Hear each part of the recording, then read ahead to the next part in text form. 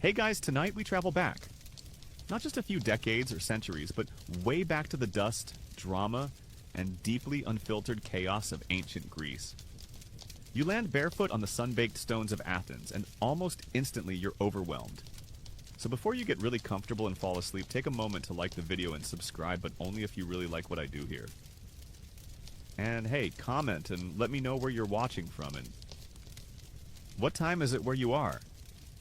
I find it super interesting to see who's joining you from all over the world. Now, dim the lights, maybe turn on the fan for that gentle hum, and let's go on tonight's journey together. Everything smells like crushed thyme and old goatskin. A merchant shouts something that sounds vaguely insulting. A priest walks past trailing smoke. And you're dressed like, well, a confused time-traveling tourist in jeans and a t-shirt.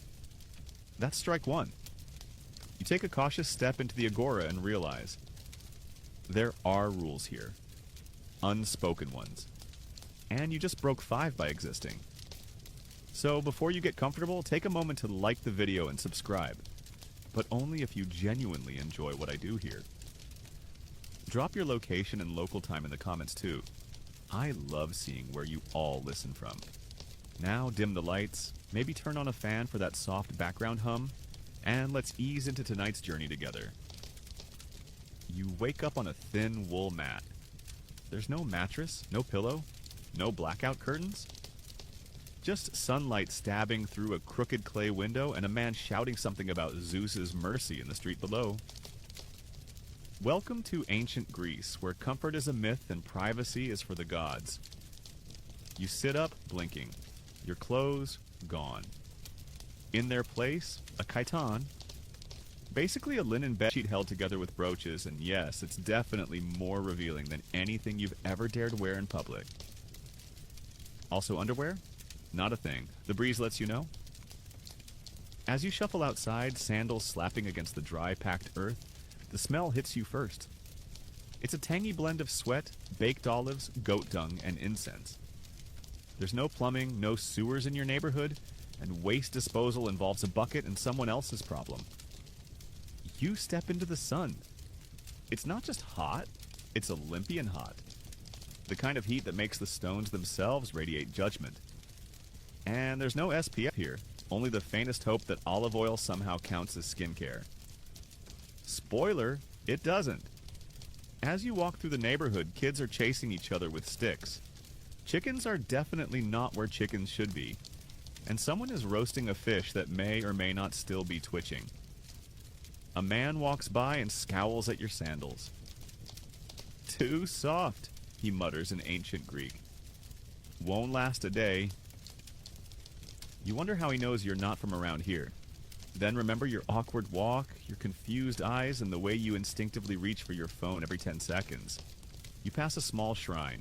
Just a clay statue of Athena, draped in old cloth, surrounded by burnt figs and the stub of a candle. You nod politely. A woman sees you, gasps, and hisses. You didn't bow. Have you no piety? Strike 2. Now everyone's staring, so you bow. Too deeply. Your brooch pops open, and the chiton nearly turns into a full-body toga fail. Somewhere the gods are laughing. Definitely Dionysus. Your only option is to find somewhere safe, which doesn't exist, but maybe the agora, the central marketplace, will give you some cover. As you stumble in, the crowd thickens.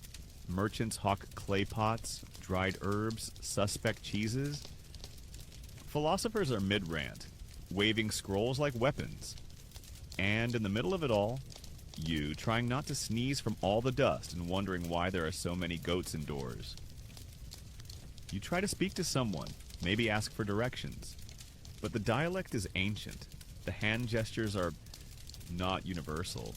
And the last thing you meant to say sounds disturbingly close to a marriage proposal. A shopkeeper blushes. You back away. A man in a white himation grabs your arm. Are you a citizen? He asks. You freeze. This isn't just small talk. It's life or death. Because if you're not a citizen, you're not entitled to rights. You could be mistaken for a slave, a foreigner, or worse, a tax collector. Historians still argue whether non-citizens in Athens had any true protections, or whether it was all just polite fiction wrapped in democracy's branding. But for now, you do what any time-lost tourist would. Nod and change the subject. You get away, duck behind a stack of amphorae, and breathe. You've been awake for an hour and already committed 3 cultural faux pas, 1 fashion emergency, and possibly entered an accidental engagement. Ancient Greece is not messing around. You make your way to a small fountain. A few others are gathered, scooping water in jars, washing hands. You join them and splash your face.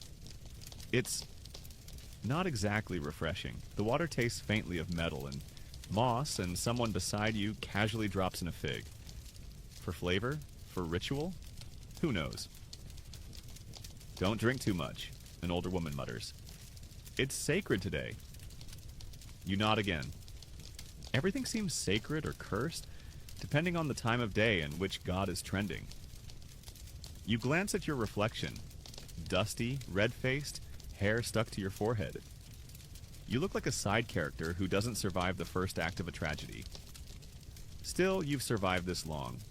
You tie your chiton tighter, square your shoulders, and step back into the chaos. That's when a rooster attacks you. You manage to escape the rooster, barely.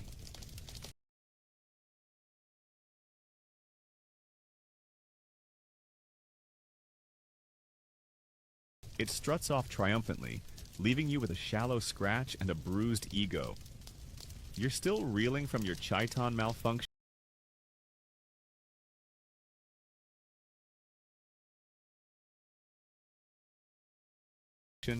the marriage misunderstanding, and a brush with poultry violence when your stomach growls. Loudly. Ah, yes. You haven't eaten yet. Time for breakfast. Now, before you start dreaming of flaky croissants or fluffy omelets, you should know. Ancient Greek breakfast is, let's say, functional. You wander into a home, maybe the one you magically woke up in, and someone gestures toward a low table. A wooden tray is placed in front of you with all the joy of an offering at a very lazy temple. What's on it? Bread. Not soft bread. This stuff is basically edible sandstone. You pick up a chunk, bite down, and regret everything. It's dry, tough, and was clearly baked sometime last week. You look around for butter. There is none. Jam? Nope. Instead, there's a small bowl of olive paste, a mix of crushed olives, garlic, and the sharp sting of disappointment. You try dipping. It helps, slightly. At least your jaw gets a workout. Next to it, a clay cup. You eagerly sip and gag. It's sour wine for breakfast. Not the cute brunchy kind with orange juice and fancy stems. This tastes like regret aged in a damp amphora. You want coffee. You need coffee. But there is no coffee. Coffee hasn't been discovered yet. You are living in a time where caffeine is not an option. You take another sip, purely out of despair. The wine sloshes in your stomach like a mistake. You immediately feel like napping again, but the house is coming alive around you. Someone's grinding barley in a stone bowl. A child's playing with a stick in the dirt floor. A goat is trying to get inside. Again. Historians still debate whether the Greeks truly considered this a meal or just a survival tactic until something better arrived at dinner. Either way, the most luxurious part of this breakfast is that someone boiled your barley instead of leaving it raw. You almost feel honored. A woman tosses you a fig. You bite in, sweet, finally. A bright spot in an otherwise aggressively beige menu. But you're still hungry. You notice another dish nearby. Cheese. You reach for it and someone barks. Not before the offering. Right, you forgot. The gods eat first. You watch as someone takes the nicest portion, probably that cheese, and places it carefully on a small stone slab outside. A little puff of incense, a quick prayer, and then you can eat. Maybe. If you're fast enough before the dog gets it. By now your stomach has mostly given up and the sour wine is making decisions for you. You sit outside, blinking in the early light, watching the neighborhood come to life. Men are already headed to the agora. Women are sweeping. A man in a red hymation is shouting about taxes or fish. It's unclear. You ask someone nearby what lunch is. They laugh and say, "Whatever you didn't eat last night." Great. You decide to explore. Maybe there's food out there. Real food. You wander the streets, guided by smell. Some good, some less so. You spot a vendor roasting chickpeas over a clay stove. You try to buy some. He asks for obols. You fumble. You have none. You offer a pebble. He's not amused. Barter time. You check your pockets. Nothing. You tug at your brooch. He shrugs. Already has 10. You offer your sandals. He nods. Deal. You're now barefoot, but you have warm chickpeas. The moment is fleeting, but glorious. Salt, crunch, heat. You almost cry. "Not bad, huh?" a voice says. It's the vendor. He tells you he makes them fresh every morning. You ask how. He explains the mix of herbs, thyme, oregano, coriander, and ashes. Wait, ashes? It gives it smokiness, he says, very proud. You nod, smiling through mild alarm. You're starting to notice how common hunger is here. Most people don't eat 3 meals a day. Some barely eat one. There's no refrigeration. Bread molds quickly. Meat is rare unless it's a festival or a goat had an accident. You also start noticing how people smell. There's no deodorant. Baths are a luxury. People dab themselves with oil, yes, oil, and scrape it off with a curved metal tool called a strigil. It works. In theory. But right now, on a hot day in the market, it's more of a suggestion. You back away from a group of heavily oiled athletes arguing about whose trainer is more divine.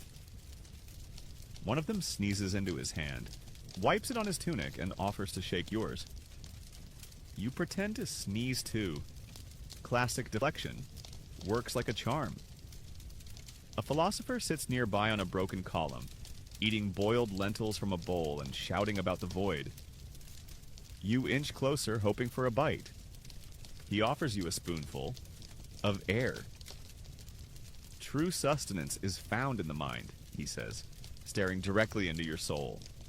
You thank him and leave. Eventually, you find a small tavern run by an older woman who looks like she's fought 3 wars with just her rolling pin. She sizes you up, then slides a bowl toward you. Inside, onions, barley, herbs, and what might be a piece of snail. It's warm. You eat it gratefully.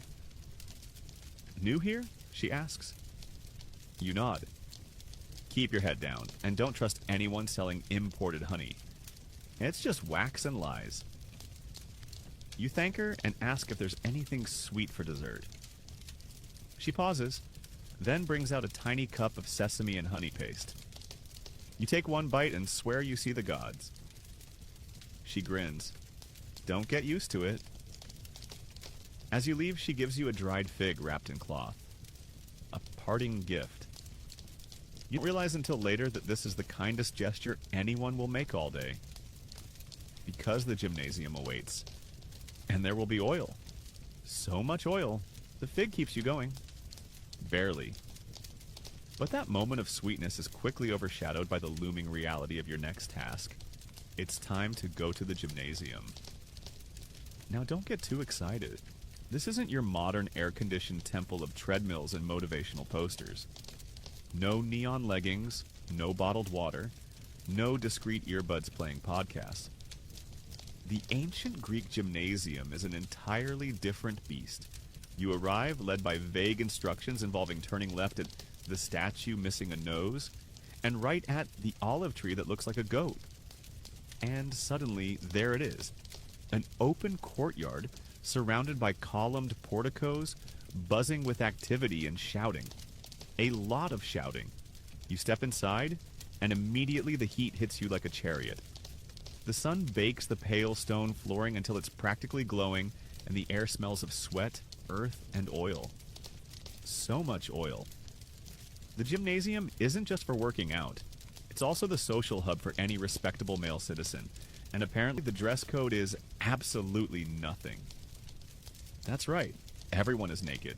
You stop dead. Men of all shapes, sizes, and sandal tans are jogging, wrestling, throwing discus, and chatting about politics, all completely nude. You instinctively try to backpedal, but someone claps you on the shoulder, oily hand and all. "You're new," he says with a grin. "Strip and stretch." You manage a weak smile. Your chiton is already dangerously flimsy, and now it's coming off. You place it carefully on a bench and try not to think about hygiene. The bench, you suspect, hasn't been cleaned since the Peloponnesian War. You stand awkwardly, exposed to both the elements and the judgment of 100-toned strangers. A young man nearby begins rubbing himself with olive oil, meticulously coating every inch before grabbing a strigil. A metal scraper curved like a question mark, and scraping it off again. "Exfoliation," he says, winking. "Very important." You try to do the same, but the oil is slippery, the scraper is dull, and somehow you manage to drop it into the sand 3 times before even touching your arm. You now resemble a greased amphora. Training begins with calisthenics, jumping, squatting, bending, and not a single stitch of clothing in sight. You try to focus, but it's difficult when your brain is screaming. This is a nightmare, and you're dodging flying droplets of sweat and olive oil at every turn. Next up, wrestling. You're paired with a man named Crateros. He is built like a statue and has a beard that could frighten the bear. You extend a tentative handshake. He body slams you. The sand cushions the fall slightly, but the humiliation cuts deep. You try to fight back, but Crateros simply chuckles and pins you again, this time with your face pushed firmly into his armpit. "Good effort," he says. You're not sure if it's sarcasm or praise, but either way, you've inhaled enough sweat to qualify as part of his workout. You learn fast. This isn't just sport. This is training for war. The gymnasium is where young men prepare for the battlefield. Endurance, strength, coordination, it's all part of the citizen package. If you're male and of age, this is your rite of passage. Historians still argue whether the nudity was purely about mobility or had deeper cultural symbolism, tied to ideals of beauty and strength. All you know is that you miss clothes. A lot. After the match, you're handed a small clay jar. Inside, more oil. Now time to re-lubricate and scrape again. You give up on technique and just start smearing it everywhere like an anxious raccoon. Then someone calls for javelin practice. You're handed a long spear with a leather loop. You nod like you know what to do. You absolutely don't. You wind up, hurl it skyward, and immediately hit a statue of Hermes square in the nose. Everyone turns. A long silence. "Well," Crateros mutters, "he won't be guiding your soul to the afterlife." You're quietly reassigned to discus instead, where you at least manage not to injure any divine representations. Your throw is pitiful, but it doesn't bounce back, which counts as a win. A bearded man lectures from a bench nearby, shouting about balance between mind and body, citing Plato while doing toe touches. You can't help but notice he hasn't moved in 20 minutes. Classic gym philosopher. One man is doing push-ups while reciting the Iliad. Another is leaping over a row of amphorae with frankly terrifying elegance. You sit, winded, covered in oil, and wondering how anyone survives this on a daily basis. An older trainer walks by. "You look like a deflated wineskin," he says gently. "Hydrate?" Finally, water. You are led to a large stone basin filled with what you pray is drinkable water. You dunk your head in, gulp, and feel slightly reborn. The final part of training? Bath time. You're ushered into a bathhouse, a domed chamber filled with steam, echoing voices, and more nudity. There's a large communal pool, a smaller hot pool, and a cold one that might actually be a punishment from Poseidon. You slip into the warm water. Your muscles thank you. Your skin, however, is still trying to absorb the 6th layer of olive oil. You float, dazed, as men argue about tactics from the last war, and whether Achilles was real or just an early influencer. You catch a fringe detail. One man says he uses crocodile dung as a face mask.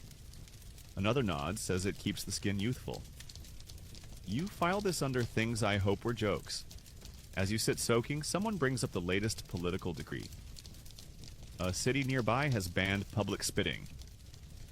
The gym echoes with laughter. Then someone sneezes into the pool. The laughter stops. Eventually, everyone begins climbing out. You follow reluctantly. Your chiton is now sand-speckled, crumpled, and somehow even more revealing than before. As you leave the gymnasium, your legs tremble. Your dignity limps behind you, and your entire body smells like olives and crushed dreams. You have survived the ancient Greek fitness regimen. Barely. And now, nature calls. But toilets, my friend, are not what you think. Nature has been calling for a while now, and unfortunately, ancient Greece has no voicemail. You shuffle through dusty streets, sore from wrestling, still slightly oily and starting to panic. You glance around, looking for something that resembles a public bathroom. A sign, a symbol, even a bush that looks socially acceptable. But no, this isn't Rome. Greece is a little more rustic when it comes to waste management. Eventually you find a communal latrine. It's a long, low stone bench with holes carved in it. Some for sitting, others suspiciously shaped like keyholes for, well, squatting. There's no privacy. No partitions. Just a row of stone slabs, lined up like ancient Greek musical chairs with other folks doing their business 2 feet away. You hesitate. A man grunts from the end of the row and waves you over. Plenty of space, he says. You're not comforted. You sit. The stone is cold, very cold. You try not to make eye contact with anyone, but it's difficult when the man beside you strikes up a conversation about the grain tax, while enthusiastically relieving himself. And just when you think it can't get worse, it's time to clean up. There is no toilet paper. What you get instead is a stick. On the end of that stick, a sponge. A communal sponge. Sitting in a bucket of vinegar water. Reused. Frequently. Without bleach. You stare at it like it's a cursed artifact. Which, to be fair, it sort of is. Historians still debate whether the Greeks really shared one sponge or if each person had their own. You decide to believe in the more hygienic version, for your sanity. You hold your breath, do what must be done, and make a mental note to never take modern plumbing for granted again. As you exit, you spot a young boy emptying a chamber pot into the gutter running down the street. He throws it casually, splashes onto the cobbles, and runs off toward the agora. You jump back just in time. This, you learn, is how waste disposal works here. Gravity, luck, and a prayer to Poseidon. You walk on, nose wrinkled, careful to step only on dry stones. You're not entirely sure what's water and what's not water. You spot another toilet, a wooden platform above a small stream. It's less crowded, but also less stable. You choose not to test its engineering.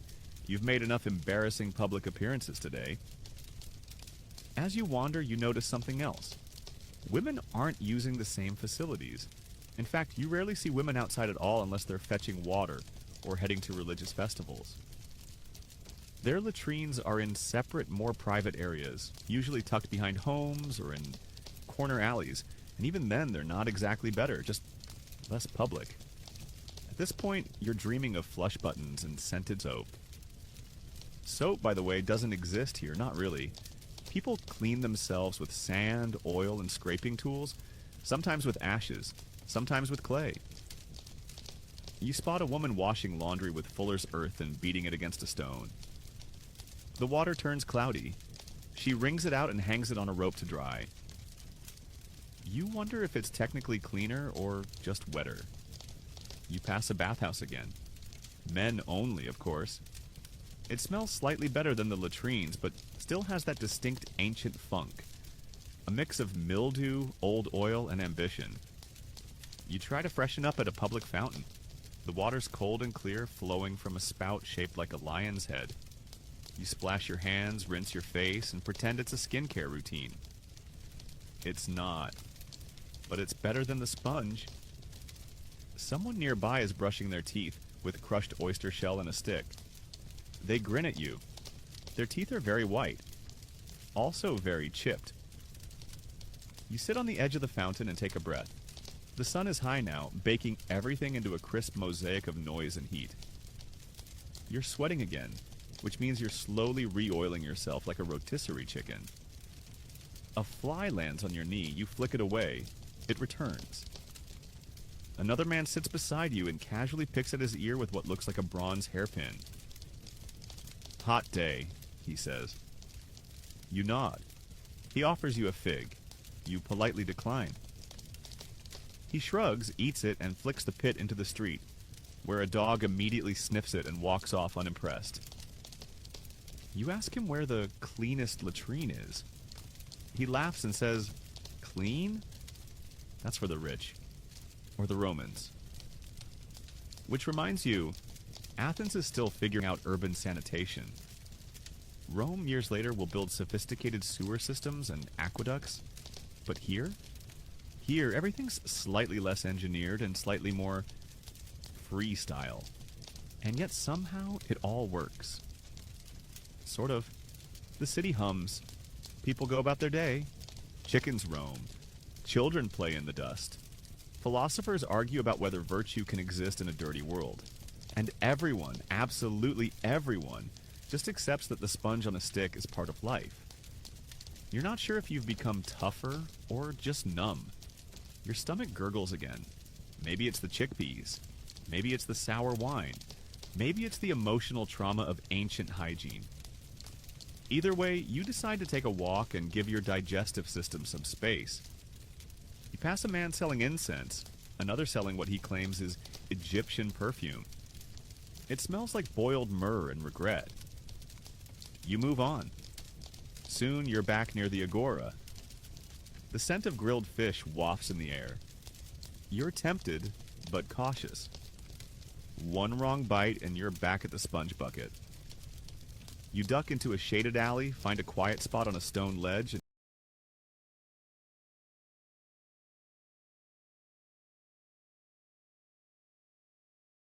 close your eyes. A dog lies nearby, panting. Somewhere in the distance, a street performer is singing a tune about Aphrodite's terrible cooking. You open your eyes to find a cat staring at you, judging you. Ancient Greece is full of gods, myths, and drama, but also grit, grime, and gastrointestinal gambles.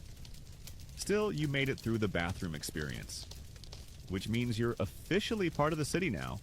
But don't get too comfy, because it's time to shout your opinions in public and possibly get exiled. Welcome to politics. You're still recovering from the whole sponge incident, but ancient Greece doesn't care about your trauma, because now it's time to participate in one of the cornerstones of Athenian life, democracy. And by participate, we mean shout your opinions at strangers in a hot, crowded theater of chaos, while hoping no one votes to banish you for 10 years. Welcome to the Neeks, the great rocky hill where the Athenian assembly meets. You hike up the slope, dodging olive vendors and stray dogs until you reach a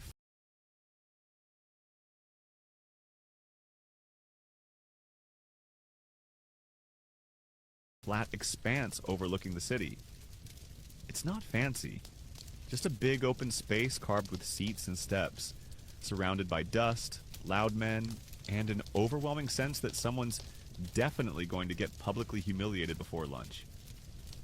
The crowd's already gathering. About 6,000 men are required to hold a valid assembly. No women, of course, no slaves, no foreigners. Just citizens. And even that comes with strings attached.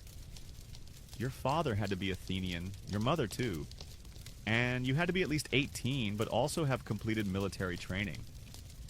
There's a whole checklist. You sit on a stone bench, legs still wobbly from wrestling, and try to blend in. Someone hands you a token, a small bronze disc. That's your entrance pass. No ticket, no vote. Another man nearby holds up his token and shouts, "Let's ban fishmongers from speaking today." Laughter erupts. Apparently, that's a running joke. You hear your name, or at least you think it's your name. Turns out someone scrawled something that sounds like it on a potsherd, an old piece of broken pottery. That's how ostracism works here. If enough people think you're annoying, dangerous, or just too popular, they vote to exile you for 10 years. No trial, no appeal. Just boom, exile. It's like cancel culture, but with sandals and significantly more sunburn. Historians still argue whether ostracism was truly democratic justice or just political theater. Either way, it's terrifying. You pretend not to hear the name. Probably just your imagination. Hopefully. At the front of the Knicks, a man stands on a stone platform, the Bama, and starts yelling. He's a known rhetor, a public speaker. Think. Ancient Greek TED Talk, but with more shouting and fewer slides. He's talking about ships. The city needs more triremes, he says. Persia's restless.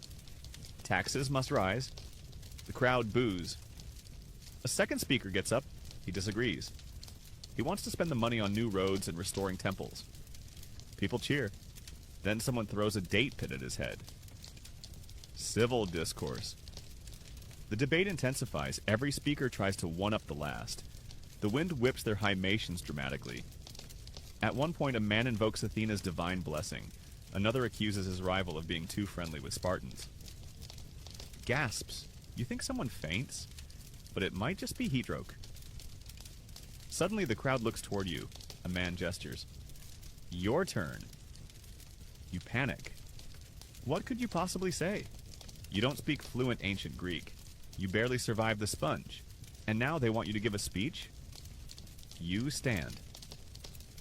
The wind flaps your chiton ominously. You clear your throat and say the only phrase you remember from earlier. I like chickpeas. There is silence. Then, inexplicably, someone claps. Then another. Then a cheer. Chickpeas for all! Someone shouts. You nod solemnly and sit down. It's official. You just influenced Athenian policy. Maybe, possibly. More speakers come and go, some eloquent, others unhinged. One man blames everything on the lack of sacrifices to Apollo. Another accuses a neighbor of hoarding wine. The assembly descends into chaos, but eventually votes are cast. Pebbles dropped into jars, a count tallied, a decision made. That's democracy. Messy, loud, terrifying, but oddly effective. You wander away from the Knicks, stunned. You helped vote on naval policy and almost got exiled in the same hour. That's what passes for a normal Tuesday. You pass a group of men gossiping near a pottery stand. They're talking about last week's trial. A man accused of stealing olives from sacred trees. Serious offense. Olive trees are protected by law. The accused denied it, of course, but someone saw him with green stains on his fingers. Cut off his hand? One man suggests. Nah, says another. Just exile. They nod as if choosing between lunch options. This, you realize, is the other half of Athenian politics, the court system. It's massive, intricate, and just as terrifying. Citizens are randomly chosen as jurors, sometimes hundreds at a time. Trials are quick, theatrical, and almost never involve lawyers. Just speeches. Lots and lots of dramatic speeches. You hear someone mutter, like, they should have poured vinegar on his sandals. That's what my uncle did to liars. You're not sure if it's a legal precedent or just petty vengeance. You stop at a stall selling clay shards. The vendor hands you one, half joking. Write a name, cast your vote. You think about it. Maybe Crateros, the man who suplexed you at the gym. Or that rooster from earlier. Tempting. Instead, you write rooster in crooked Greek letters and tuck it into your belt. As you walk through the city, the impact of the political system starts to settle in. This society, complex, passionate, brutally public, is run by people yelling on hillsides, voting with pebbles, and trusting strangers to deliver justice. It's exhilarating and exhausting. And yes, you still might get randomly ostracized, but at least you had a say in your doom. By the time you reach the agora again, the sun's begun to dip. But it's not time to rest yet. The market is alive, swarming with people, noise, smells, and more ways to embarrass yourself than you thought possible. Time to shop, argue, haggle, and maybe get scammed. Let's go to market. The sun hangs heavy over the agora, and the whole place pulses like a hot, dusty heartbeat.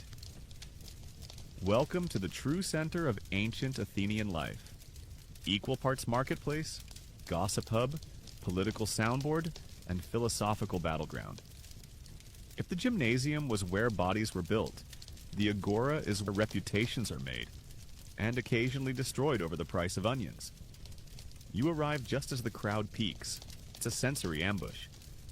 The air is thick with roasted fish, incense, donkey droppings, and human ambition. Somewhere a flute whines off-key.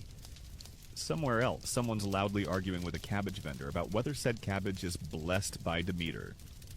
You're instantly overwhelmed. There are stalls crammed together like rush hour wagons, overflowing with clay pots, pickled garlic, dyed fabrics, bronze jewelry, carved figurines, and inexplicably, a man trying to sell lightly used sandals. They're still wet. Your nose leads you first to a fishmonger's stand. It's intense. Flat, glassy eyes stare up at you from piles of anchovies and slabs of salted eel. The vendor grins. You like fish, stranger? Half price for you. You smell like democracy. You're not sure if that's a compliment or just a fact. You ask what kind of fish it is. He leans in close. Delicious kind. Suspicious. You try haggling because that's what everyone around you is doing. Coins clink. Voices rise. A man shouts, "This isn't Sparta!"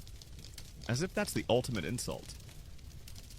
Another throws a handful of olives in protest. You glance at a nearby vendor selling amulets. Tiny bronze charms in the shapes of gods, animals, and various body parts. Protection from curses, she whispers. And heartbreak.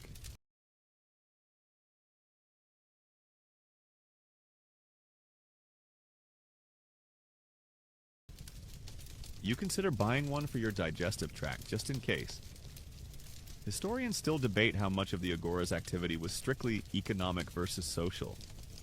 It seems like half the people here aren't buying anything. They're just arguing, eavesdropping, or trying to impress a nearby philosopher. And speaking of philosophers... Oh no, you've wandered into the sophist trap. A man in a worn hymation blocks your path. His beard is large, his scroll is larger. He looks like he hasn't blinked in 4 hours. "Tell me, stranger," he booms, "can justice exist without the concept of a shared soul?" You freeze. He takes that as engagement. You try to answer with a hesitant, "Maybe?" And suddenly it's a full-blown debate. You're surrounded. A crowd gathers. Someone hands you a fig for strength. The sophist gestures wildly. He quotes Plato, waves at a chicken, and says it proves the soul is eternal. You, meanwhile, mention you like figs and think kindness is nice. A small group applauds. He glares at you, declares the debate a draw, and vanishes into the crowd with an oddly dramatic spin. You've just survived your first agora ambush. Congratulations. You slink away to a quiet pottery stall. Rows of amphorae, kylixes, and little figurines line the shelves. The potter, a quiet man with clay-streaked arms, doesn't try to debate you. Instead, he offers you a small cup of chilled water with mint leaves. Mercy. You ask about his work. He explains the firing process, how they use a 3-stage kiln technique, and how red figure pottery is the new trend. You nod, trying not to drop the delicate vase shaped like a nymph. Then a loud crash. Someone's knocked over a stack of jars. The crowd laughs. The vendor screams.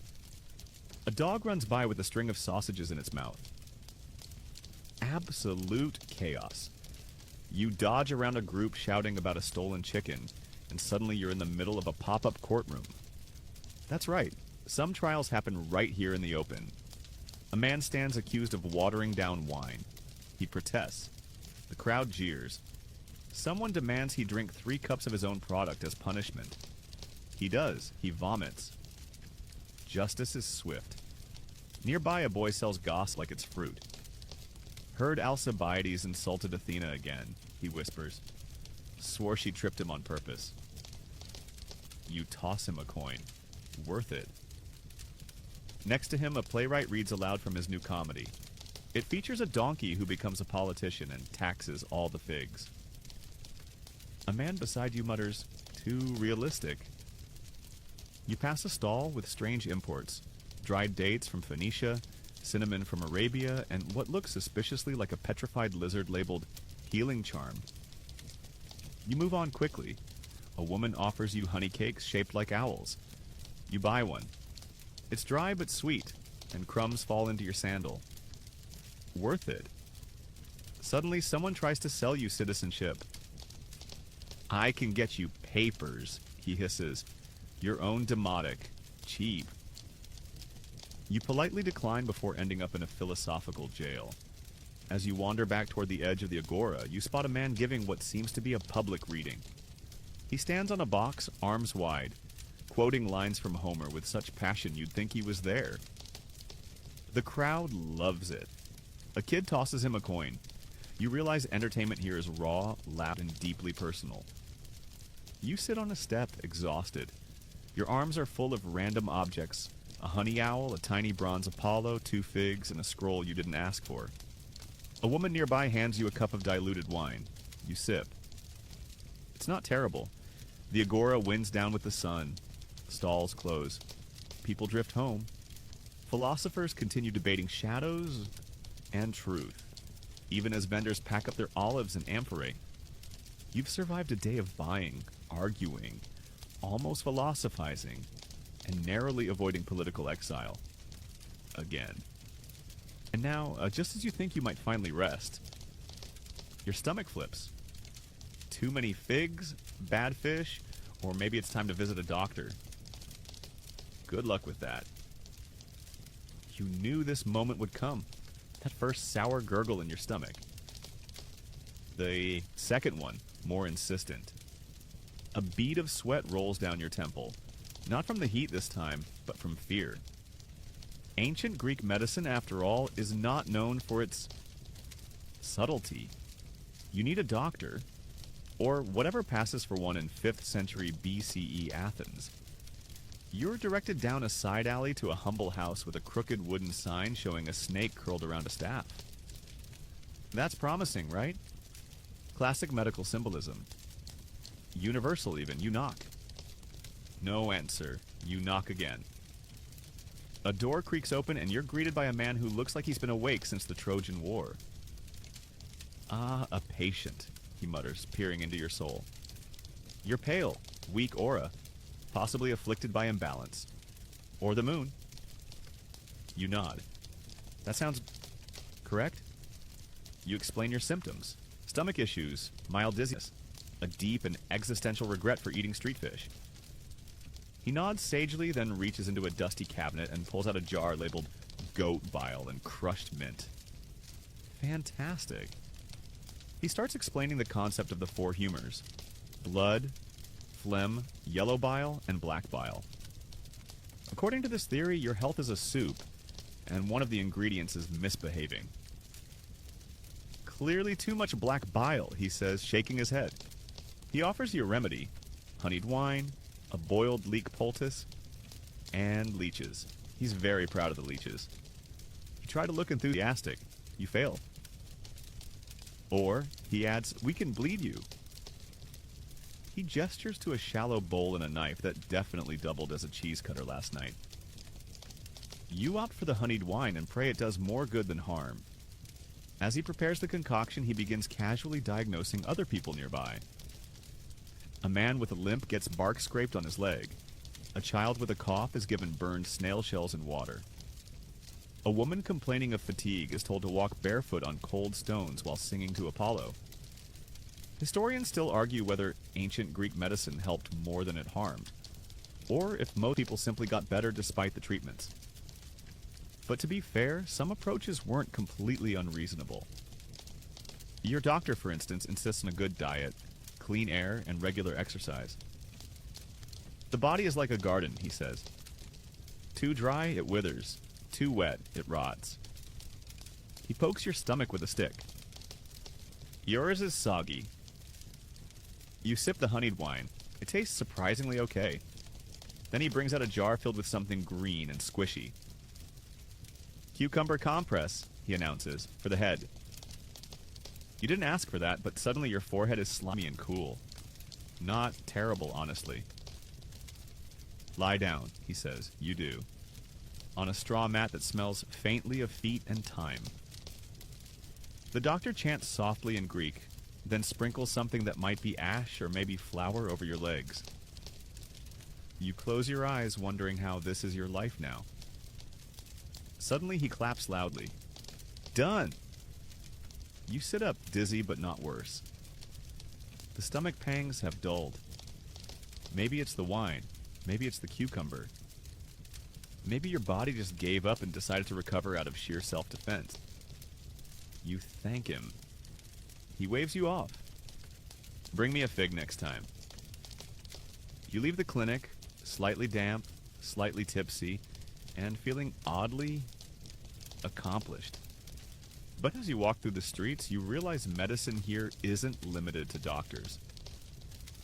Healing rituals are everywhere. A woman waves incense over a sick child. Another ties a red string around her wrist to confuse the bad spirits. At a temple, people leave offerings for Asclepius, the god of healing. Votive tablets shaped like arms, legs, eyes, one even shaped like an ear. You stop at the Asclepian, a sanctuary turned hospital of sorts. Pilgrims come here to sleep in sacred halls, hoping the god will visit them in dreams and deliver divine instructions. It's part hospital, part spa, part dream therapy retreat. A priest hands you a leaf soaked in wine and says, "Sleep on the east side if you want answers." You don't question it. Nearby, a healer demonstrates cupping therapy, placing heated clay cups on a man's back to draw out bad blood. It looks painful, and kind of like a barbecue gone wrong. In the marketplace, you see a man selling potions. Cure for curses, cure for melancholy, cure for ugly, he shouts. You ask what's in them. Mostly figs, he admits. You continue on and spot something deeply unsettling. A small shrine to a plague god. Offerings of garlic, onions, and burned feathers. Athens, after all, has seen its fair share of disease. The plague of Athens, still decades away in your timeline, will ravage the city during the Peloponnesian War. You shiver. Not from fear, but from someone dumping a bucket of cold water off a rooftop. Apparently it's pest repellent day. Cool. As the afternoon drags on, you sit beneath a fig tree and think about everything you've endured so far. Naked wrestling, the sponge of doom, political theater, fishy economics, and now this oily, spicy, cucumber-slathered journey through ancient healing. You're not dead. In ancient Greece, that's already a win. But now, just as you're beginning to relax, a boy runs up shouting something urgent. Schoolmaster wants you. School? Now? You've just survived leeches and goat bile. Surely memorizing the Iliad can't be worse. Right? You follow the boy through winding alleys, still sticky with medicinal oils and harboring a faint scent of boiled leeks. He's grinning, you're not. Eventually he leads you to a small, sun-baked courtyard, shaded by an olive tree. This is school, apparently. There's no building, no desks, and definitely no water cooler. Just a few wooden benches, some dusty scrolls, and a stern-looking man in a faded tunic who may or may not be carved from stone. He's the grammatiste, your teacher. Sit, he says without looking up. You sit. Immediately the lesson begins. No roll call, no icebreakers. Just a barked command. Recite the first lines of the Iliad. You panic. You mutter something that might resemble "Sing, goddess of the wrath of Achilles." But it comes out more like "Sing," like of the sandals of confusion. The class snickers. A boy beside you leans over and whispers, "Don't worry, yesterday someone said Achilles was a fish." You feel better. Slightly. Education here is serious business. And by serious, we mean painfully repetitive. Everything is memorized, out loud, over and over. Students chant lines of Homer, verse by verse, in a nasal rhythm that makes Gregorian monks sound like party DJs. The teacher walks between rows, cane in hand, not for support, but motivation. You quickly learn the 3 pillars of Greek schooling: reading, writing, and reciting. Arithmetic, too, if you're lucky, but mostly it's poetry, morals, and grammar. Lots of grammar, all in a language with more verb forms than you've ever seen in your life. A boy in front of you copies a sentence onto a wax tablet using a stylus. You try to do the same and immediately snap your stylus. The wax smudges, you drop the tablet. The teacher sighs. Historians still argue whether ancient Greek education was meant to nurture freethinkers or simply create ideal citizens who wouldn't question authority too much. You suspect the latter. You're handed a new tablet and assigned to write a moral maxim. You go with "Don't eat fish" from suspicious men. The teacher raises an eyebrow. Next, it's time for music class, which is less relaxing than it sounds. Everyone pulls out lyres or pipes. You get a worn-out cathara with 1 broken string. The teacher claps a rhythm. Everyone plays. Badly. Somewhere a donkey brays in tune. It's beautiful in its own terrifying way. The teacher launches into a lecture on harmony and ethics, how music shapes the soul, how dissonance breeds chaos. You're too distracted trying to tune your instrument to care. Eventually, you give up and just pretend to strum. No one notices. Then it's philosophy hour. A boy stands and reads aloud. What is justice? The class groans. You groan louder. A long debate follows. One student argues justice is balance. Another says it's power. A third claims it's the will of the gods. A fourth says justice is not having to go to school. He gets a swat on the head. The teacher points to you. And you? You pause, then say, "Justice is not getting hit with a cane for being bad at poetry." The teacher blinks. "Fair," he says. There's a moment of respect. You bask in it. That is, until it's time for physical education again. You sigh deeply. This time, it's ball games. You're handed a foninda, a pigskin stuffed ball used for what can only be described as medieval dodgeball with yelling. The rules are unclear. Someone tackles you. Someone else sings a war chant. You're definitely not winning. After that, it's back to reading. This time, Aesop's fables. You actually enjoy them. Short stories with animals doing dumb things and learning life lessons. Finally, content you can relate to. The fox and the grapes. Classic bitterness. The tortoise and the hare. Time management. The rooster who finds a jewel and ignores it? Honestly, a mood. The day drags on. There's no recess, no lunch break. You're handed a handful of raisins and a sip of watered wine. That's it. The afternoon sun melts across the courtyard. A fly buzzes lazily. Your head droops. The teacher drones on about how to conjugate middle passive verbs. You start to hallucinate that your wax tablet is whispering Homeric insults at you. A student beside you gets whacked for yawning. Another for looking too smug. It's a minefield of mild suffering. But there are bright spots. You see moments of brilliance in your classmates. One boy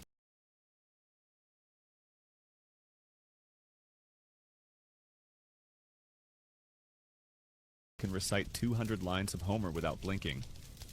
Another draws perfect geometric shapes in the sand, using nothing but a stick and sheer determination.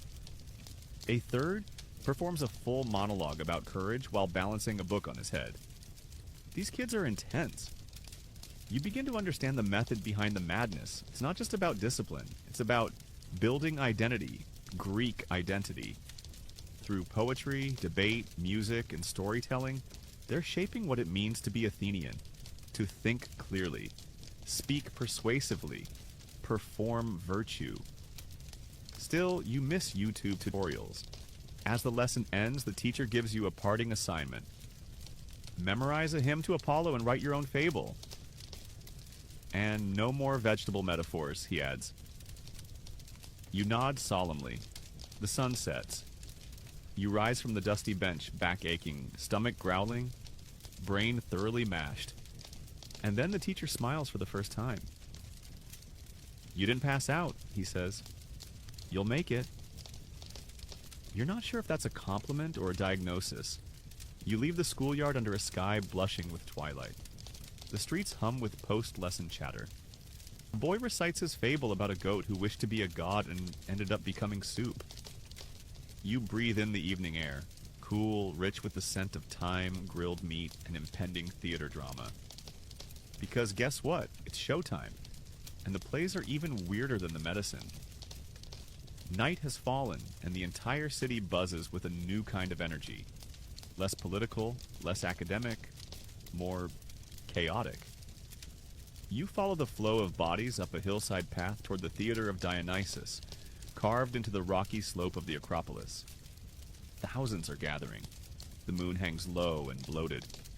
The air is full of anticipation, spiced wine, and the distant sound of someone practicing a donkey impression far too seriously. It's festival season, and tonight, you're in for a full-blown tragedy. The kind that starts with a funeral and ends with half of the cast dramatically dead, crying about fate and sandals. The theater itself is massive.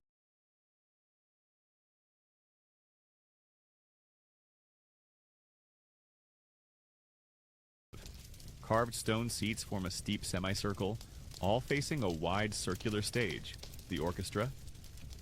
The actors will perform here, surrounded by a chorus of masked men who sing, chant, and occasionally scream in unison like a very intense a cappella group. You settle into a seat, still aching from school and mildly traumatized by goat bile remedies. Around you, citizens shout for their favorite playwrights. Vendors squeeze through the crowd selling roasted chestnuts and vinegar-drenched fish snacks. You decline. Your stomach is still in recovery mode. As the play begins, a man steps onto the stage wearing a giant mask, painted to show exaggerated emotion, with a gaping mouth like he's permanently surprised. His voice booms, artificially projected with the help of the mask's acoustics. The story, classic Greek fare. A hero with a dark secret, a prophecy, a meddling god, a murder, probably incest, definitely hubris. This is Euripides, or at least someone performing one of his works. The man beside you whispers, "This is the one where the woman poisons her husband and sets fire to the family goat." You nod like that's completely normal. The chorus enters. They move as one, swaying in rhythm, chanting the emotional subtext of the scene like a living Greek Yelp review. Sometimes helpful, sometimes confusing, always dramatic. Suddenly a messenger runs on stage. Bad news, always bad news. Someone has died, or disappeared, or accidentally married their own cousin. The crowd gasps. One woman near you dabs her eyes with a piece of wool. You try to keep up, but the plot twists like a spilled amphora. By the third act, everyone's weeping, someone's been stabbed off stage. Greek tradition, violence happens out of sight. And a god shows up via a crane mechanism, literally lowered onto the stage to resolve everything. The famous Deus ex machina, still used today when a writer gets stuck. Historians still argue whether audiences found this ending satisfying or lazy. But here people cheer. They love the divine drop-in. Intermission. You stretch your legs and look around. A few people reenact their favorite scenes badly. A kid sells fake theatrical masks. You're tempted to buy one labeled confused foreigner. Feels appropriate. You overhear a group debating the morals of the play. One man argues that fate is cruel. Another says the gods are just. A third says all problems begin when women start thinking. The woman beside him dumps her wine on his sandal. You make a mental note. Never argue against strong women in a crowd full of wine and emotion. As the second half begins, it shifts from tragedy to philosophy. A character stares at the stars, monologues about fate, and curses the gods. The chorus hums behind him like ancient Greek boy band murmuring, every few seconds. Suddenly, a funeral. Again. The dead are honored with song. The lead actor spins dramatically and collapses. The chorus wails. A flute screeches. And curtain. Or what passes for a curtain?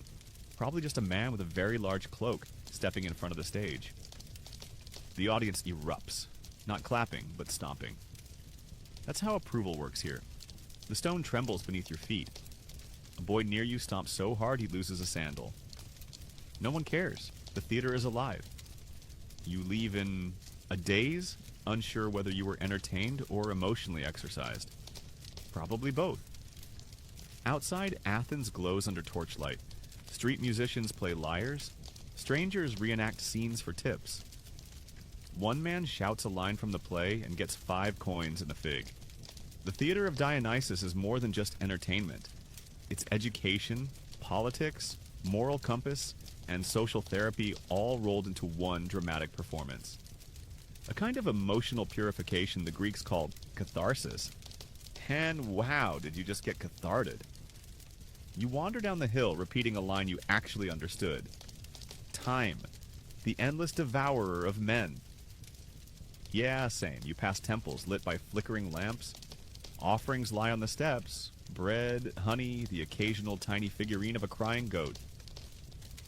A man near you mutters, "Tragedy reminds us what not to do." His friend replies, "Then why do we keep doing it?" They both shrug and sip their wine. Fair point.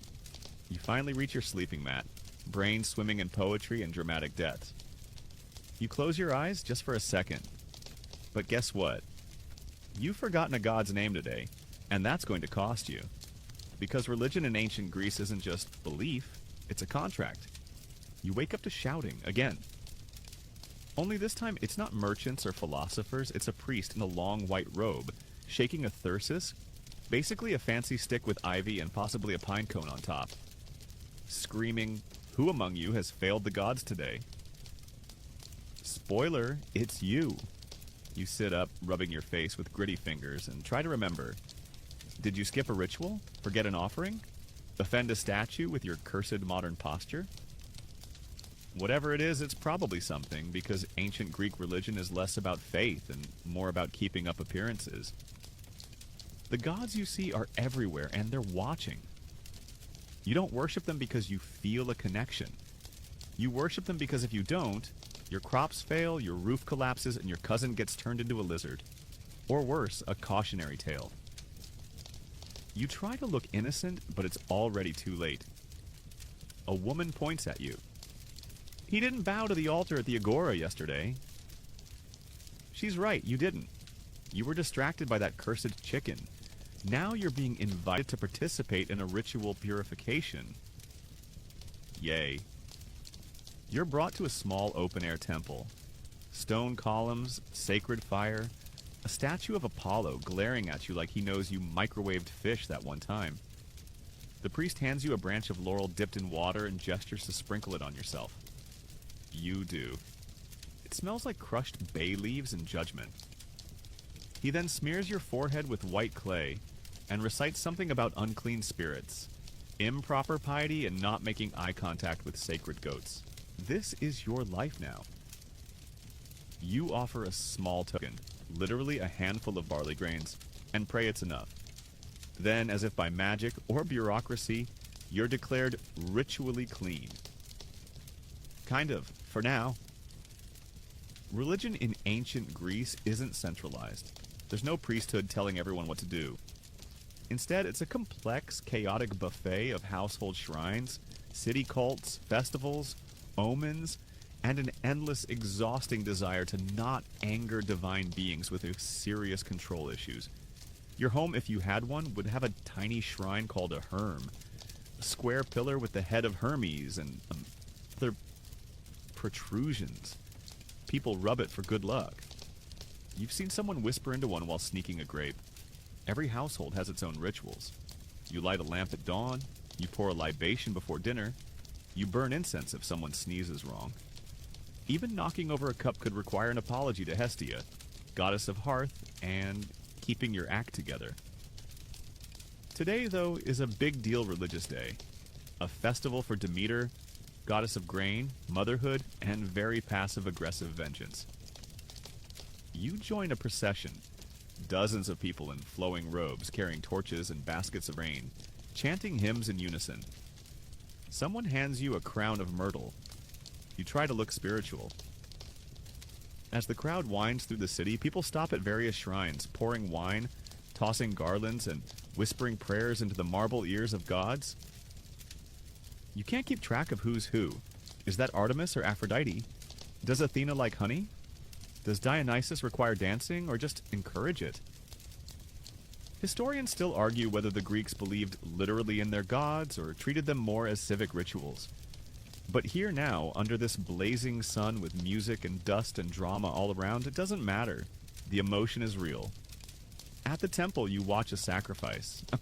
Not the bloody kind, thank the gods, but a symbolic offering of bread, cheese, and a drop of wine. The priestess chants a hymn. The crowd responds like a choir of exhausted school kids on a field trip. Then comes the divination. A priest examines the smoke from the fire. Another watches the flight of birds. One woman swirls oil in a dish and gasps. "A bad omen!" she cries. Someone among us lacks proper piety. You quietly shuffle backward. As punishment for the mysterious spiritual imbalance, the crowd must now perform an extra ritual. Everyone lines up to touch a sacred piglet.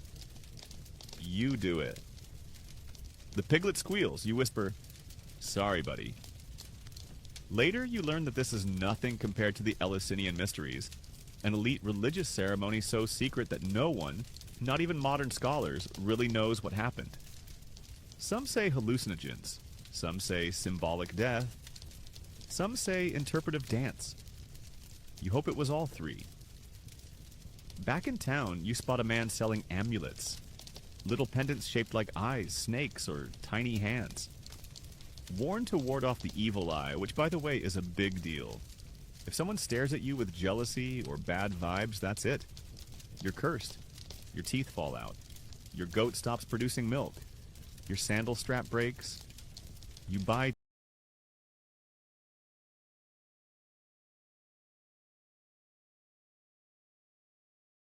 two amulets, just in case.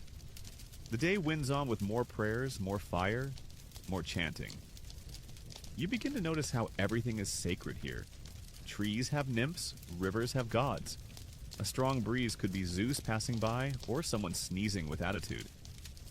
You eat dinner, a modest meal of lentils and stale bread, and pour a splash of wine onto the ground as a libation, just to cover your bases. Then you hear it, a flute in the distance, a rhythmic drum, laughter. You follow the sound and stumble upon a Dionysian ritual in full swing.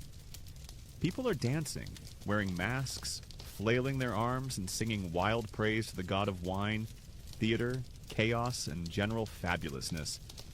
A woman in ivy garlands pulls you into the circle. You dance. Badly.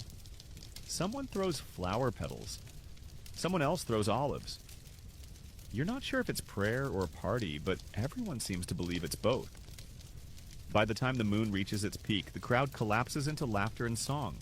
Someone offers you a cup of wine and says, "Dionysus forgives all sins as long as you can still dance." You raise your cup, toast the stars, and down it. You may have offended Apollo, but Dionysus? He gets you. And just when you think you've finally found a groove with these gods, someone taps you on the shoulder and hands you a shield. Military training, they say. Of course it is. It's early morning. Again, you're sore, mildly hungover, and still picking olive petals out of your hair when a man shoves a bronze shield into your arms and points to a dusty field on the city's edge.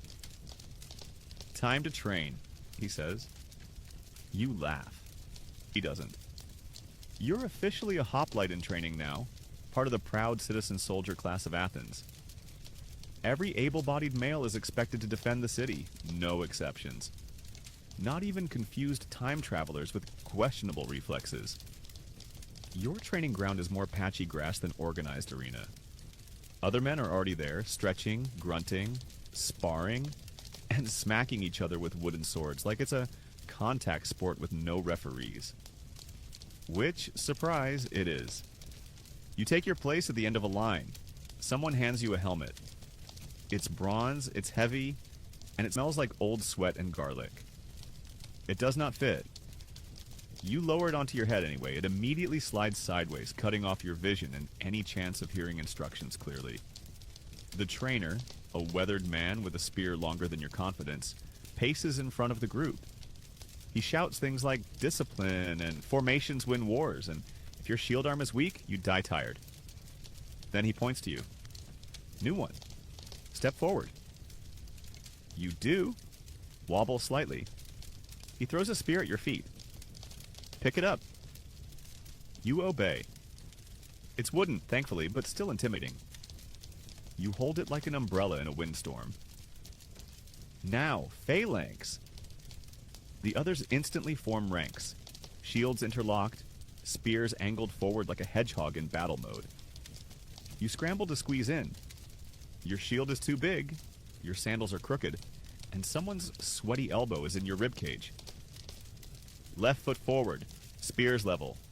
Shield on your left. You accidentally poke the guy next to you in the leg. He grunts. It's fine. First day curse. You march in sync, or at least try. The formation surges forward, pushing as one. Dust kicks up. The trainer shouts praise at some, insults at others. You get a try not to drop the spear again. Too late. Eventually you settle into the rhythm. You learn to trust the shield of the man next to you. That's the entire idea of the phalanx, interdependence. Your survival literally depends on everyone else doing their part. It's both comforting and terrifying. Then comes mock combat. You're paired with a boy half your size who still manages to knock your helmet off in 3 seconds flat. The crowd cheers. You take a breather, sipping warm water from a goatskin flask. The taste is questionable. The sweating is not optional. Nearby, a man explains that every citizen must be ready to serve, not just in Athens, but across its empire. One season, you're farming. Barley. The next, you're rowing into battle against Persia. There's no retirement, he adds, only injury or glory. Historians still debate how democratic Athens really was when military service was often mandatory and brutal. You're leaning toward selective freedom with optional bruising. Then the armor lesson begins. You're shown how to wear a linothorax, a kind of chest armor made from layers of linen, glued and pressed together until stiff. It's lightish. It's also scratchy and smells like moldy papyrus. You strap it on along with greaves, shin guards, and a sword belt. Your mobility drops to 0. You're told that in a real battle, you'd carry all this plus your bronze helmet, plus a 6-foot spear, plus a shield the size of a dinner table. It's official. You now weigh more than a small donkey. Next, formation drills. Again, you stomp in rhythm, pivot. You sweat. You lose track of your left and right at least once. But you're improving. Slowly.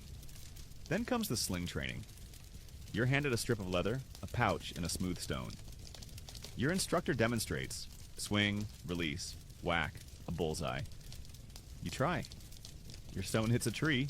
Behind you. The trainer winces. Stick with spears.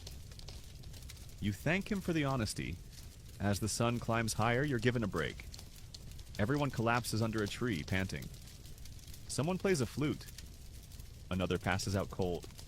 A veteran named Nicandros tells you about his time at the Battle of Marathon. He smiles as he describes charging barefoot across the plain, spear raised, heart thumping like a war drum. I was 17, never ran so fast in my life. You ask if he was scared. Always. But you run anyway. That's the trick. He shows you a scar on his arm, earned from a Persian blade, then a larger one on his back, from a goat. The goat was worse. The camaraderie is real. These men argue over figs, insult each other's sandals, and occasionally brawl or dice games. But when the phalanx forms, they're one machine, one wall of bronze and sweat. You think about your modern gym membership. Treadmills and protein shakes feel laughable now. Training wraps up with a sacrifice to Ares, god of war. A small fire is lit. Barley is tossed in. A few drops of wine are poured. The trainer mumbles a prayer for strength, focus, and minimal ankle injuries. You're dismissed. As you trudge home, body aching in places you didn't know existed, you catch a glimpse of young boys throwing sticks at a straw dummy. Future soldiers in the making. You wonder how many make it to real battle, how many don't. How many simply vanish into history, remembered only as names on cracked stone. And just as your muscles start seizing up, someone calls your name. You've been invited to Sparta. What? Diplomatic visit? The messenger says. Packlight. You don't even own anything. But sure, let's go to Sparta. Sparta, the messenger says again, as if that word alone shouldn't send a chill down your spine. You try to protest, politely. Something about pulled muscles, diplomatic inexperience, general emotional fragility. But he just shrugs and says, don't worry, they're hospitable. Uh-huh. A day later, you're packed into a rickety cart, rumbling down a dusty road toward the south. The countryside rolls by. Olive groves, goats, wild thyme blooming in the sun. But it's hard to enjoy the scenery when you're wondering how many times you'll cry in public over the next 48 hours. By sundown, you arrive. Sparta doesn't look like Athens. No bustling agora, no street performers, no beardy philosophers yelling about ethics. Just stone buildings, wide streets, and silence so sharp it cuts. You're greeted by a man with arms like tree trunks and a scowl that could stop time. Welcome, he says flatly. You'll be staying with the trainees. Of course you will. They escort you to a barracks, which is just a long wooden hall, filled with low cots, scratchy blankets, and the overwhelming scent of BO and boiled turnips. The other residents, teenage Spartan boys, glance at you like you're a new chew toy. This is the Agaja, Sparta's legendary military training system, and you for the next 2 days are its most reluctant guest. You try to settle in. Someone offers you dinner. It's a bowl of black broth, a sludge made of pork, vinegar, and blood. You sip it. It tastes like defeat and poor life choices. The boy next to you laughs. First time? You nod, chewing with effort. He says, don't worry. You get used to it after a few years. What? Then he adds, if you live. Sleep is no better. No pillows, no mattress. Just a thin mat and the sounds of snoring, muttering, and one guy doing push-ups in his sleep. At dawn, a hornlass, you are dragged out of bed and thrown into a whirlwind of physical punishment. Running drills, spear forms, log carrying, river crossing, crawling through dust. You thought Athenian military training was intense. This is war school for toddlers. One boy loses a sandal. The instructor makes him run barefoot over gravel. Another trips and is told to thank the stone for humbling him. You gasp for breath. A boy half your size casually jogs past, doing sword katas while reciting ancestral names. You are not okay. Spartan life is all about austerity, obedience, and total dedication to the state. Children are taken from their families at age 7.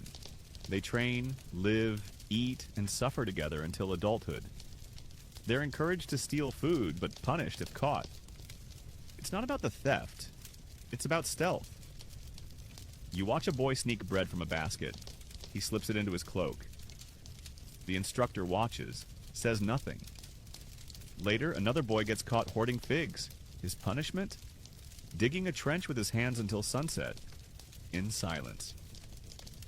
Historians still argue whether Spartan discipline was exaggerated by Athenian writers to make themselves feel better.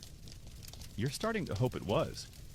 Because if this is toned down, the real thing must have been a horror movie. At midday, you're told to join a lesson. Not math, not poetry, just one subject. Pain. Pain teaches truth, the instructor says. Pain is memory. Pain is loyalty. The boys nod solemnly. One of them casually shows you a scar on his back, from when he was flogged for speaking out of turn. Good lesson, he says. You begin to miss the sponge stick. You ask about arts, music, leisure. They blink. Do you mean hunting? Number. You do not. You realize quickly that Spartan values are the inverse of Athenian ones. Where Athens worships the mind, Sparta worships the body. Where Athens debates, Sparta obeys. Where Athens wears makeup and quotes Homer, Sparta eats dirt and quotes nothing. You witness a Spartan wedding, it's brief. The groom grabs the bride who's had her hair shaved and is wearing a man's cloak. She says nothing. They nod. They're married now. Romantic. You spot a small statue of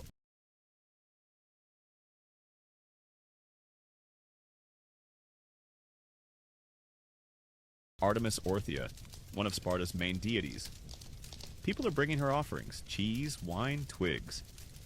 You ask if she's the goddess of love. A boy says no. She's the goddess of surviving the ritual whipping.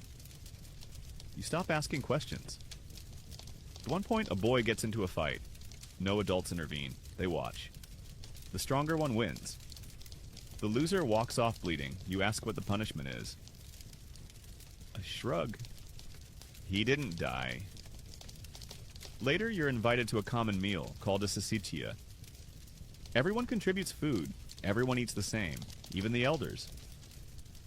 A man stands, says a few words about honor, and they all eat in silence. You try to make conversation. No one responds. You try a joke. A boy looks at you like you suggested kissing a Persian.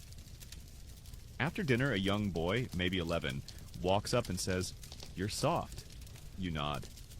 "Correct," he adds, "but funny looking." That might save you. You're not sure if that's a threat or friendship. Night falls, you lie on your mat, sore, hungry, spiritually bruised. You think about Athens, its smells, its chaos, its poetry. You miss fishy wine and screaming philosophers. Imagine that. In Sparta, there's no luxury, no softness, but there is unity, strength, purpose. They may lack poetry, but they've built a society where every citizen is a weapon. It's terrifying and oddly impressive. You drift to sleep to the sound of boys practicing knife throws in the dark. You're not staying here. You're catching the first boat out. Because guess what? The sea has its own plans. You don't say goodbye in Sparta. You just leave and hope no one throws a spear at you on the way out.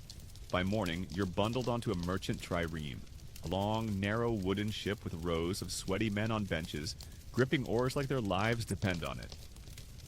Spoiler, they do. You're finally going island hopping across the Aegean Sea. What sounds like a vacation in modern terms, but in ancient Greece means sunburn, seasickness, suspicious cheese, and near-death maritime drama. The captain yells something unintelligible, and the oarsmen begin rowing in unison. The boat lurches forward. You immediately regret everything. The trireme creaks and groans like it's made of complaints and splinters. You sit near the stern, gripping a coil of rope and trying to look useful. A nearby sailor offers you a chunk of bread so dry it could be used as a building material. You gnaw it anyway, grateful. You've learned not to question edible solids in this century. The sea sparkles. Gulls circle. It's beautiful for the first hour. Then the wind shifts. Clouds gather like angry gods with nothing better to do. The once clear sky darkens and waves begin to slap the boat like it owes them money. A sailor yells, "Poseidon's test!" Another shouts, "Or maybe we forgot the wine offering again." Someone grabs a goat skull and starts praying. You do the same just in case. You'd laugh, but you're too busy turning green. The boat tips hard. You clutch the railing and make several vows to deities you didn't even know existed. Your lunch, what little of it there was, becomes an offering to the sea. Historians still argue whether ancient Greek ships were technically seaworthy or just highly optimistic floating planks. You now lean toward the latter. The storm passes after what feels like years. The sea calms. You lie flat on the deck like a salted sardine, blinking up at the sun. A sailor nudges you. You didn't scream as much as the last new guy. You smile weakly. Victory. Later that day, you spot land. A small Cycladic island, whitewashed and sun-bleached, dotted with olive trees and curious goats. The boat docks with a crunch and a splash. You stumble off, still swaying. The village is simple. Stone houses, terraces, rope-tied sandals drying on lines. You're welcomed with warm olives, cold water, and the eternal Greek hospitality rule. The stranger is sacred. You learn the island is famous for marble. Not the pretty statue kind, the really fancy pretty statue kind. People here quarry it, carve it, polish it with sand and patience. One man shows you a half-finished statue of a young goddess. She's shy, he jokes, only has 1 foot so far. You help haul water from a well, awkwardly. A child tries to braid your hair. You let her.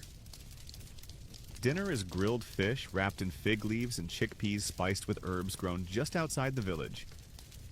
You've never tasted anything so perfect. You also haven't eaten since Sparta's black sludge, so the bar is low. That night, you sleep on a stone roof under the stars. No sponge stick in sight. Just crickets, salt in your nose, and a goat staring at you from the next rooftop.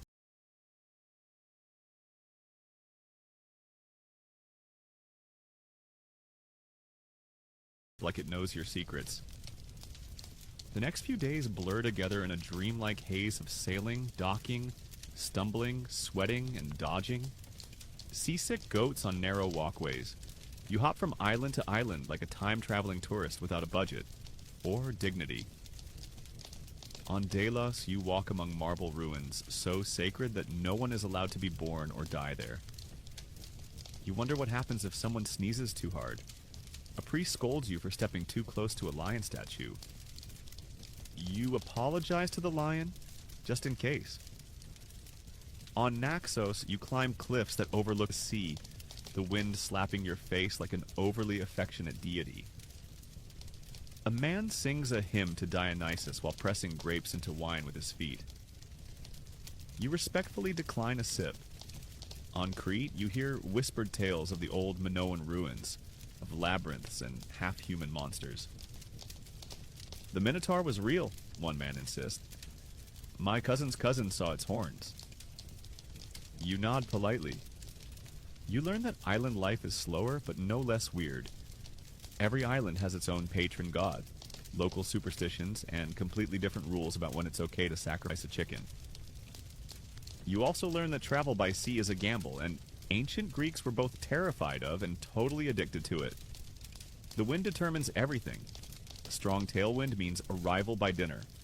No wind means drifting like a forgotten amphora until the gods feel generous. On your final journey back toward the mainland, you're on a cargo boat full of amphorae. The crew is younger, rowdier, and very superstitious. Someone drops an onion. The captain makes the whole crew say a protective chant and toss a clove of garlic overboard. You follow suit. Midway through the trip, someone spots what they call a ketos, a sea monster. You squint. It's a whale. But you scream anyway. Group bonding. When you finally dock, sunburned, wind-tossed, and vaguely fermented, You kiss the dry land.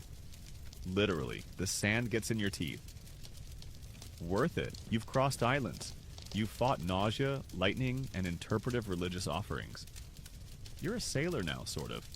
And just as you stretch your back and think, surely I've earned a nap, you hear the drums. Loud, fast, joyful.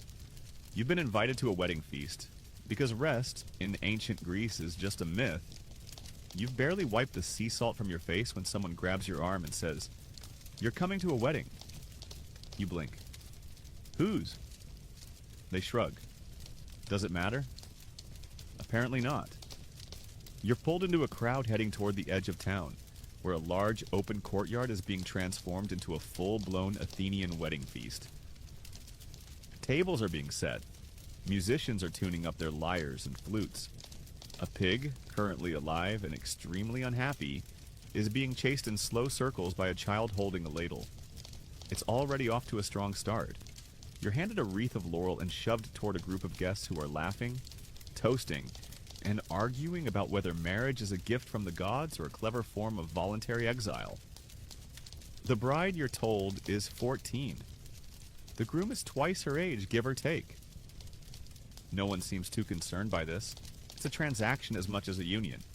Families merging estates, securing heirs, and trying to make sure no one ends up with a cousin by accident. You're seated near the back, among the traveling potters, one-eyed musicians and slightly drunk.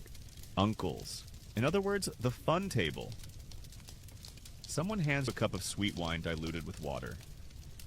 You sip. It's less terrible than usual. A good omen. The ceremony itself is brief. The bride is veiled, silent, and escorted by torchlight to the groom's house. She tosses dried figs and nuts to symbolize fertility, and a woman throws a handful of barley at her head, muttering, "May your oven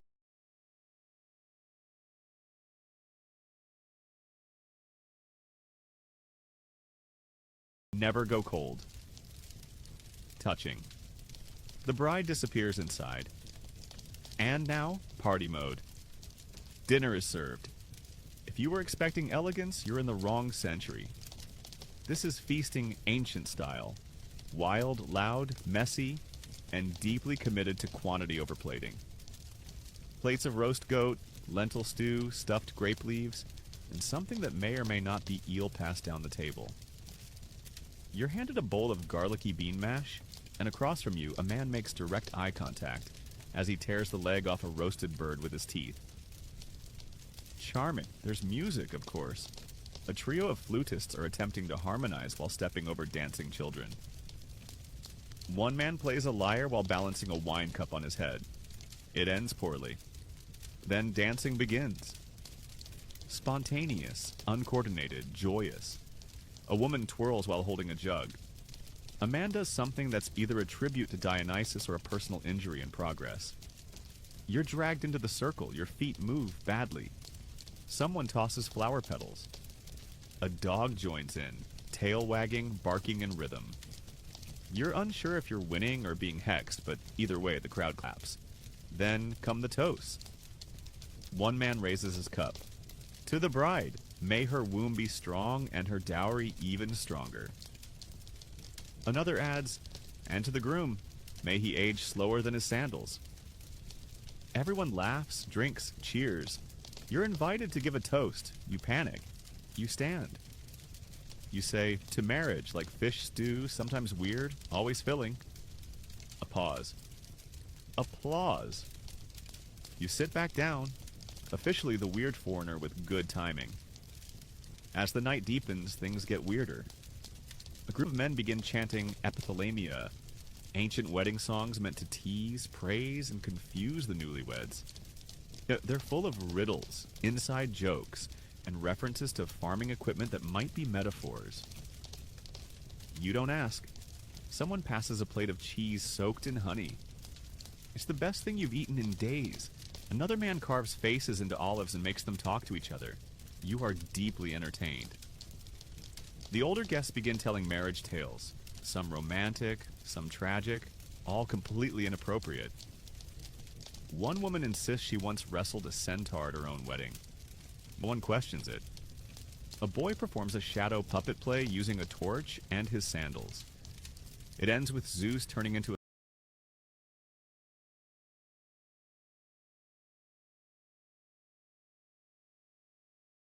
a swan and stealing someone's lunch. Accurate?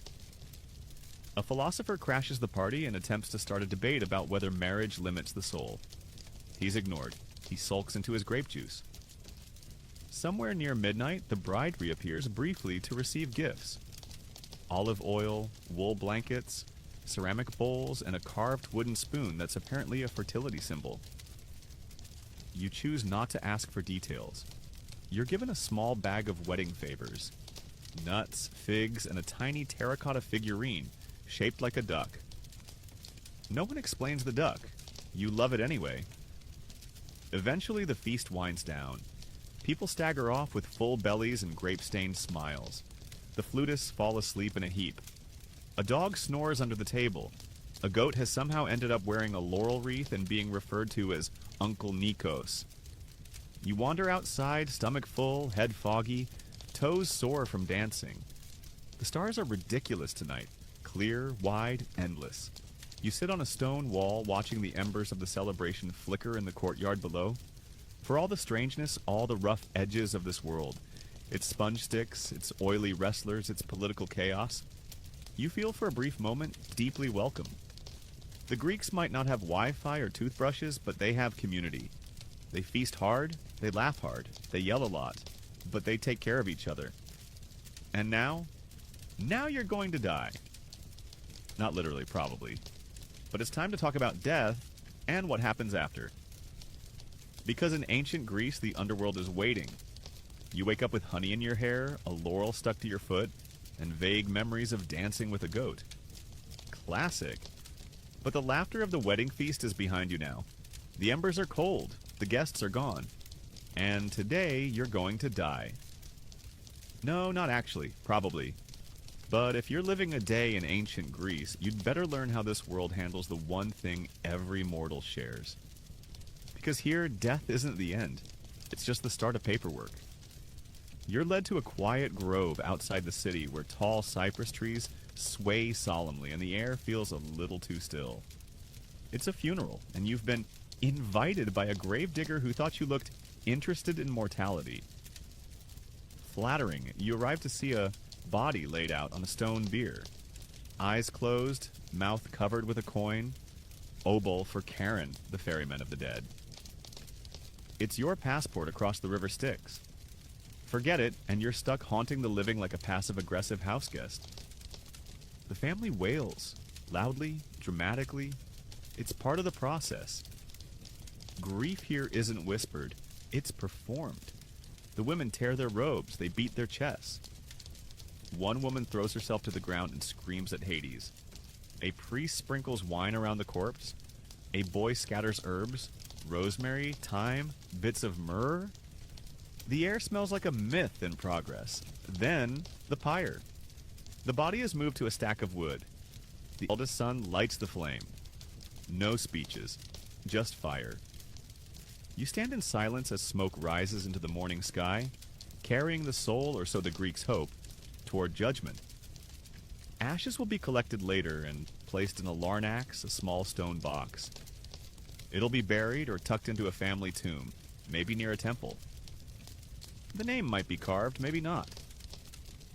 Immortality in this world is for the poets and warriors.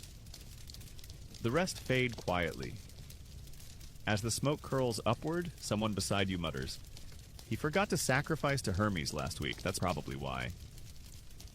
Oof. After the cremation, there's a feast. Yes, again. Because nothing says closure like roasted goat and watered wine. You sit with the mourners, quietly eating chickpeas while a flute plays in the distance. It's peaceful, unsettlingly so. You ask someone what happens now, to the soul. They shrug. Depends. Because in Greek belief, death is complicated. There's Hades, the god and the place, a shadowy realm under the earth, ruled by strict rules and slightly goth interior design. Everyone goes there eventually. Heroes, peasants, philosophers, equalized by dirt. Unless, of course, you qualify for an upgrade. If you were especially virtuous, you might earn a spot in the Elysian Fields. A peaceful afterlife filled with music, sunlight, and endless leisure. It's like eternal brunch without the line. If you were meh, just a normal, average soul, you wander the asphodel meadows.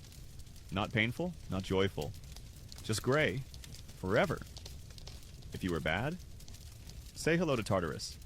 Deep, dark, full of monsters and endless punishment. Picture eternal dental work, but mythologically themed. Historians still debate whether the Greeks believed in this division deeply or just found it poetically useful. Either way, they were obsessed with the afterlife, not for peace, but for clarity. Knowing your fate meant living with purpose. You wander into a nearby temple of Hades and Persephone, where offerings are left in silence. Black-figured vases, dried flowers. One child leaves a stone carved like a pomegranate. A priestess tells you he is not cruel, you know. Just fair. He takes all eventually. You believe her. You walk further and stumble across a gravestone etched an epigram. I was not. I was. I am not. I do not care. Honest. Comforting. In its own way. You begin to see death here not as an end, but as a negotiation. A passage. A paperwork trail. There are ghosts in Greek stories, not malicious, just restless. People leave them cakes and wine to keep them calm. You learn about necromancy, yes, real Greek necromancy, where seekers of wisdom would visit necromantians, sacred places to summon and speak with the dead. It involved chants, sacrifices, and very specific diets. You decide not to try. You also learn that dreams were considered messages from the underworld. So that weird dream you had about a duck and a sponge last night could have been symbolic, or just indigestion. Later, you meet an old man at the edge of town. He's tending to a family tomb, sweeping the stones, placing bread on the altar. You ask him if he fears death. No, he says, chewing a fig. I've lived. I've loved. I've paid my taxes. If Hades doesn't want me, that's his mistake. Fair. You sit beside him for a while, watching the sun sink low, casting the marble stones in soft gold. There's no rush here, no dread, just acceptance. When he leaves, he pats your shoulder.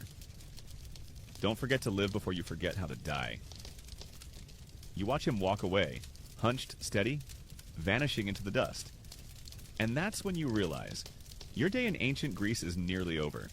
You've feasted, thought, prayed, bled, danced, and wept.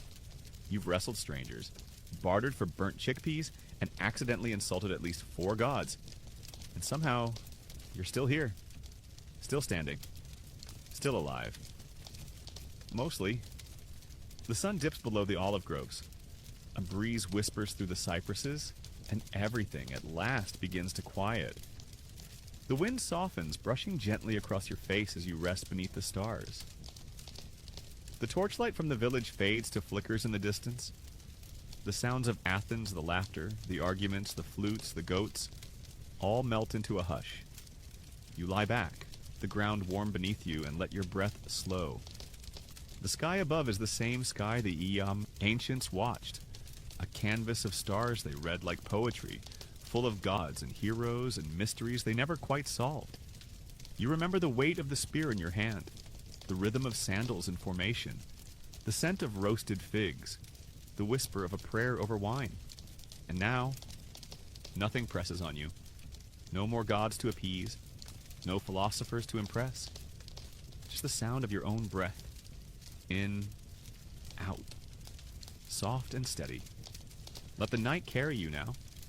Let the stones cradle your thoughts. You've walked through an entire world, and still, the earth turns gently beneath you. It's okay to drift now. Let go. Sleep well, traveler. You've earned it.